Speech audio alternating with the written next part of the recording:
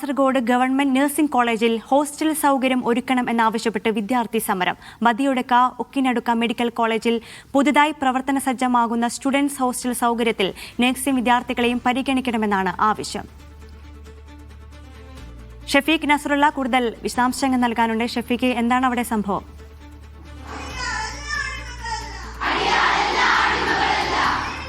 കാസർഗോഡ് ഉക്കിനടുക്കയിലെ സർക്കാർ nursing college വിദ്യാർത്ഥികളാണ് ഇപ്പോൾ അനിശ്ചിതകാല രാപ്പകൽ സമരത്തിന് തുടക്കം കുറിച്ചിരിക്കുന്നത്. പ്രധാനമായും അവരുടെ ആവശ്യം ഹോസ്റ്റൽ സൗകര്യം ഒരുക്കണമെന്നാണ്. 2023 ഇവിടുത്തെ ആദ്യ ബാച്ച് വന്നത്. അതിനുശേഷം ഇവിടെ ഹോസ്റ്റൽ സൗകര്യം ഒരുക്കിയിരുന്നില്ല. സംസ്ഥാനത്തെ വ്യത്യസ്ത സ്ഥലങ്ങളിൽ നിന്നുള്ള കുട്ടികളാണ്. ഈ ഉക്കിനടുക്ക പ്രത്യേകം ടൗൺഷിപ്പുള്ള ഒരു സ്ഥലമല്ല. അതുകൊണ്ട് തന്നെ സ്വകാര്യമായ ഹോസ്റ്റൽ സൗകര്യം പോലും ലഭിക്കുന്നില്ല എന്ന് കുട്ടികൾ പറയുന്നുണ്ട്. ഏറെ റിമോട്ടായ ഏരിയയിൽ ഒറ്റപ്പെട്ട സ്ഥലങ്ങളിലാണ് ചില വാടക വീടുകൾ ലഭിക്കുന്നത്. അവിടെ സുരക്ഷിതത്വം ഇല്ല എന്നതുകൂടി കുട്ടികൾ ഇപ്പോൾ പറയുന്നുണ്ട്. ആ അർത്ഥത്തിൽ കൂടുതൽ ഹോസ്റ്റൽ സൗകര്യം ഒരുക്കണം എന്നതാണ് ഇവരുടെ പ്രധാനമായ ആവശ്യം. ഇവർ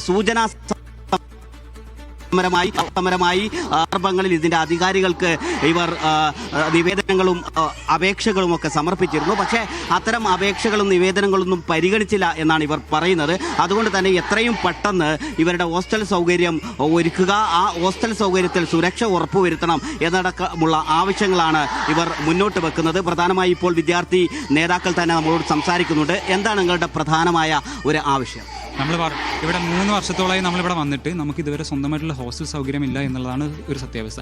അതേ തുടർന്നാണ് നമ്മൾ ഈ സമരത്തിലോട്ട് മുന്നോട്ട് വന്നത്. ഇതേ പ്രമാണിച്ച് നമ്മളൊരു സൂചനാ സമരം മുൻപ് നടത്തിയിട്ടുണ്ടായിരുന്നു. അതിൻ്റെ ഭാഗമായി അതോറിറ്റീസിൽ നിന്ന് മറ്റൊരു കാര്യങ്ങളും ഇല്ലാത്തതിൻ്റെ പുറമെയാണ് നമ്മളൊരു ഈ അനിശ്ചിതകാല രാപ്പകൽ സമരത്തിലോട്ട് നീങ്ങിയിട്ടുള്ളത്. നമുക്ക് പ്രധാനമായും 3 വർഷത്തോളമായിട്ടും നമ്മൾ പുറമേ നിന്ന് ഓരോ അപ്പാർട്ട്മെൻറ്റുകൾ സ്വന്തം കാശ് മുടക്കിയാണ് വിദ്യാർത്ഥികൾ നിൽക്കുന്നത്. ഈ ഒരു റിമോട്ട് ഏരിയയിൽ വളരെ ബുദ്ധിമുട്ടിയാണ് വിദ്യാർത്ഥികൾ റൂമുകളെടുത്ത് നിൽക്കുന്നത്. കാരണം എന്താ വെച്ചാൽ ഇവിടെ റൂമിൻ്റെ ലഭ്യത വളരെ അധികമായിട്ടുള്ളത്. ഞങ്ങളിപ്പോൾ പലരും നിൽക്കുന്നത് തന്നെ വളരെ കൺജസ്റ്റഡ് ആയിട്ടുള്ള രീതികളാണ് ഓരോ റൂമിലും നിൽക്കുന്നത്.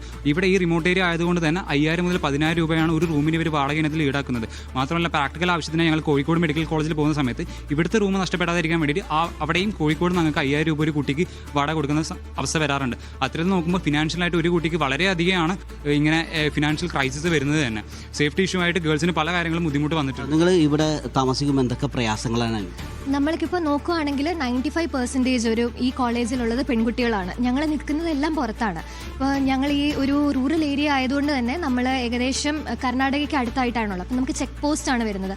അപ്പോൾ അതിൻ്റെ അടുത്ത് തന്നെ നമുക്ക് ഒത്തിരി അധികം പുതിയ മുഖങ്ങൾ നമ്മൾ ഈ താമസിക്കുന്ന ഇടങ്ങളിലാണെങ്കിൽ നമ്മൾ കണ്ടുപോകാറുണ്ട്. നമ്മുടെ ഹോസ്റ്റലിന് മുമ്പിലാണെങ്കിലും കുറേ അധികം ശല്യങ്ങൾ നമുക്കിങ്ങനെ തന്നെ വരാറുണ്ട്. പിന്നെ മറ്റൊരു കാര്യം എന്ന് പറഞ്ഞു കഴിയുമ്പോൾ ഇതൊരു റൂറൽ ഏരിയ, അതുപോലെ ഒരു മലയോര പ്രദേശം ആയതുകൊണ്ട് തന്നെ നമുക്ക് വരുന്ന മേജർ പ്രോബ്ലം എന്ന് പറഞ്ഞു കഴിഞ്ഞാൽ ഈ കന്നുകാലികൾ, അതുപോലെ ഈ പിഗ്സ്, അത് പട്ടികൾ, അങ്ങനെ കുറേ കാര്യങ്ങൾ നമുക്ക് പ്രശ്നമായിട്ട് വരുന്നുണ്ട്. ഈ കഴിഞ്ഞിടെ തന്നെ നമ്മളുടെ സ്റ്റുഡൻറ്റിൽ ഒരാൾക്ക് പാമ്പ് കടി ഏറ്റിട്ട് നമ്മളിത് ഹോസ്പിറ്റലിൽ രാത്രിയിൽ കൊണ്ടുപോകേണ്ട ഒരു അവസ്ഥ വരെ നമുക്ക് വന്നിട്ടുണ്ട്. അതുപോലെ തന്നെ നമുക്ക് പരിചയമില്ലാത്ത കുറേ മുഖങ്ങൾ കാണുമ്പോൾ പെൺകുട്ടികൾക്കാണെങ്കിൽ പോലും പുറത്തേക്ക് ഇറങ്ങി നടക്കാൻ പറ്റത്തില്ലാത്തൊരു അവസ്ഥയിലേക്കാണ് ഇപ്പോൾ വന്നുകൊണ്ടിരിക്കുന്നത്. ഈ ഗവൺമെൻറ് മെഡിക്കൽ കോളേജിൽ ഹോസ്റ്റൽ സൗകര്യം ഒരുക്കുന്നു, അതിൽ നിങ്ങളുടെ ആവശ്യം എന്താണ്? ശരിക്കും നമുക്കിവിടെ ഒരു ഹോസ്റ്റലില്ല. നമ്മളിപ്പോൾ വന്നിട്ട് 3 വർഷമായി. ഇപ്പോൾ 1 വർഷമായിട്ട് വന്ന ഒരു ഹോസ്റ്റൽ, അതായത് ഇപ്പോൾ നമ്മളോട് പറഞ്ഞിട്ടുള്ളത് നമുക്കിപ്പോൾ അടുത്തൊരു ഗവൺമെൻറ് ഇൻസ്റ്റിറ്റ്യൂഷൻ അല്ലെങ്കിൽ ഗവൺമെൻറ് ബിൽഡിംഗ് ഉണ്ടെങ്കിൽ അത് നിങ്ങൾക്ക് താൽക്കാലികമായ എന്നാണ് അവർ പറഞ്ഞിരുന്നത്. പക്ഷേ ഇവിടെ അടുത്തൊന്നും ഒരു ഗവൺമെൻറ് ബിൽഡിംഗ് അവൈലബിൾ അല്ല. അപ്പോൾ ഇവിടെ ഒരു ഹോസ്റ്റൽ ഇതുപോലെ തുറന്നു കൊടുക്കുന്ന സമയത്ത് എന്തുകൊണ്ട് നമ്മുടെ കുട്ടികളെയും ഇവിടെ കയറ്റിക്കൂടാ എന്നാണ് നമ്മൾ ചോദിക്കുന്നത്. 500 മുകളിൽ കുട്ടികളെ അക്കോമഡേറ്റ് ചെയ്യാനുള്ള ഒരു ഫെസിലിറ്റി ഈ ഒരു ഹോസ്റ്റലിലുണ്ട്. MBBS സ്റ്റുഡൻസ് നോക്കുകയാണെങ്കിൽ അവർ വെറും 50 പേരാണുള്ളത്. ഇനിയൊരു ബാച്ച് വന്നാൽ കൂടിയും കുട്ടികൾ അല്ലെങ്കിൽ നമ്മുടെ കുട്ടികളെ അവിടെ അക്കോമഡേറ്റ് ചെയ്താലും അവിടെ ഒരിക്കലും ഒരു കൺഫ്യൂഷൻ അവർക്ക് വരുന്നില്ല. ഒരുപാട് കോളേജസിൽ ഇതുപോലെ ഹോസ്റ്റൽസ് ഷെയർ ചെയ്യുന്നുണ്ട്. അവരിപ്പോൾ പറയുന്നത് അവരുടെ അക്രഡിറ്റേഷൻ പോവും, അവരുടെ അംഗീകാരം പോവും എന്നുള്ള രീതിക്കാണ് അവർ റീസൺസ് പറയുന്നത്. അങ്ങനെയാണെങ്കിൽ ഒരുപാട് കോളേജസ് ഷെയർ ചെയ്യുന്നുണ്ട്.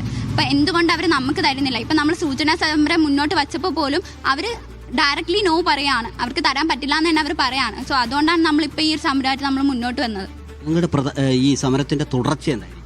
ഇത് നമുക്ക് എന്നാണോ ഒരു സർക്കുലർ ഓർഡർ വരുന്നത്, അതായത് ഇവിടുത്തെ നഴ്സിംഗ് 179 വിദ്യാർത്ഥികൾ അടങ്ങുന്ന ഈ നഴ്സിംഗ് വിദ്യാർത്ഥികൾക്ക് എന്നാണ് ഒരു ഹോസ്റ്റൽ സൗകര്യം തരാം എന്ന് പറഞ്ഞൊരു ഓർഡർ വരുന്നത്, അതുവരെ നമ്മൾ ഇവിടെ തന്നെ ഉണ്ടായിരിക്കും. അനിശ്ചിത കാലത്തുള്ള രാപ്പകലായിട്ട് സമരം മുന്നോട്ട് കൊണ്ടുപോകാനാണ് നമ്മളിത്. ഇവിടെ സൂചിപ്പിച്ചതുപോലെ രാപ്പകൽ സമരമാണ്, അനിശ്ചിതകാല രാപ്പകൽ സമരം